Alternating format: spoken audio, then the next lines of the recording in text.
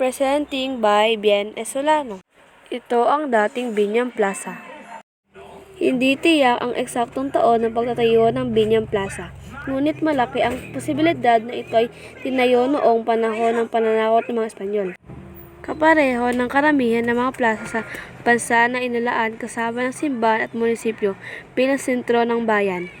Sa ay may malalim na kaugnayan sa kasaysayan ng Biñan, Laguna, lalo na sa buhay ni Jose Rizal, na tumira malapit dito noong siya ay bata pa.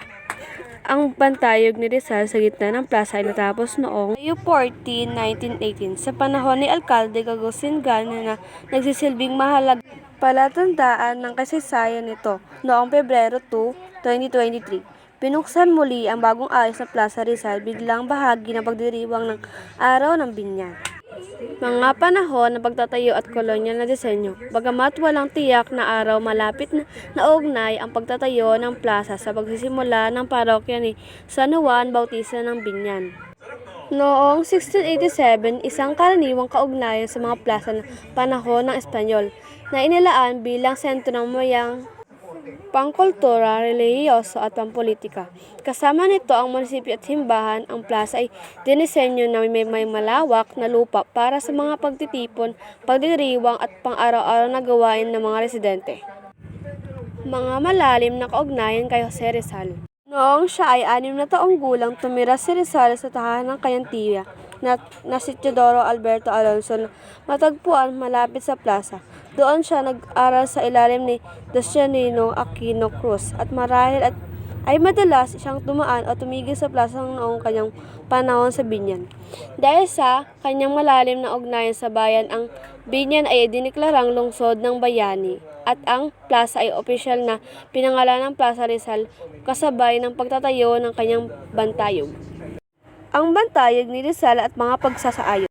Ang bantayog ni Rizal sa gitna ng plaza ay hindi lamang isang palatandaan kundi isang pagsasama ng kasaysayan. Itinayo ito noong 1918 sa pagmumuno ni Alcalde Agustin Gana at dinisenyo ito ng kakilalang eskultor na si Guillermo Tolentino na rin ang may akda ng bantayog ni Rizal sa Luneta. Sa mga nakaraang dekada nagsasagawa ng mga pag-aayos ang munisipyo para panatilihin itong magagamit. Kabila ang pagdaragdag ng lantiyang espasyo, upuan at ilaw. Noong Pebrero 2, 2023, binuksan muli ang bagong ayos na plaza ni Rizal, bahagi ng Araw ng Biñan. Ang pagbabago ay bilang ang mga bagong daanan, pasilidad para sa mga kaganapan at panatili ng mga nakasaysayang bahagi nito, gawing mas moderno ngunit manatiling tanda ang kasaysayan ng bayan. Kasulukuyang gamit. Ngayon ang plaza ni Rizal ay patuloy na sentro ng buhay ng Biñan. Dito ganap ang pangunahing magdiriwang tulad ng piyesta ng San Juan Bautista na may tradisyong basaan, mga palarong kabataan, kultur na pagtatanghala at maging ang araw-araw na pagtitipon ng pamilya at kaibigan. Ang disenyo ng Biñan Plaza, kilala rin bilang Plaza Rizal, ay isang pagsasama ng kolonyal na Espanyol na estilo at makabagong paghuhusay na nakabatay sa tradisyonal na plaza complex na tinatag noong panahon ng pananakop. Narito ang mga pangunahing detalye ng kanyang disenyo. Number 1. Kolonyal na paghahalatang disenyo at lawak. Eskema ng Plaza Mayor, sumunod ito sa Leyes de las Indias, mga batas na Indias sa mga Espanyol, kung saan ang plaza ay nasa gitna ng mga pangunahing ekstruktura tulad ng Decision Shrine at Parish at San Isidro Labrador de Biñan, simbahan ng dating munisipyo na ngayon sentrong pangkultura ng Biñan, at ang Alberto Mansion, dating tahanan ng ina ni Rizal, Teodora Alonso. Malawak na berdeng espasyo, may malawak na bukas na lupa para sa mga pagtitipong palaro at pang-araw-araw na gawain ng mga residente. Isang katangian ng mga kolonyal na plaza sa Pilipinas.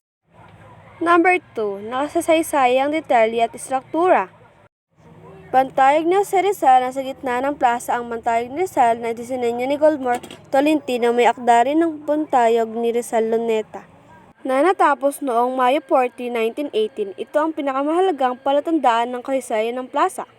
Mga bagong daan at upuan, pinakamahusay ang paglalakad ng mga bisita sa magitan ng pamalawak na daanan at komportable na upuan. Ilaw, pasilidad para sa kaganapang pagdagdag ng mga modernong ilaw para kaligtasan at pasilidad na angkop para sa mga kulturang pagtatanggap. At yun lamang po ang aking impormasyon sa Binyang Plaza. Maraming salamat po. Salamat po sa panonood. Bye-bye!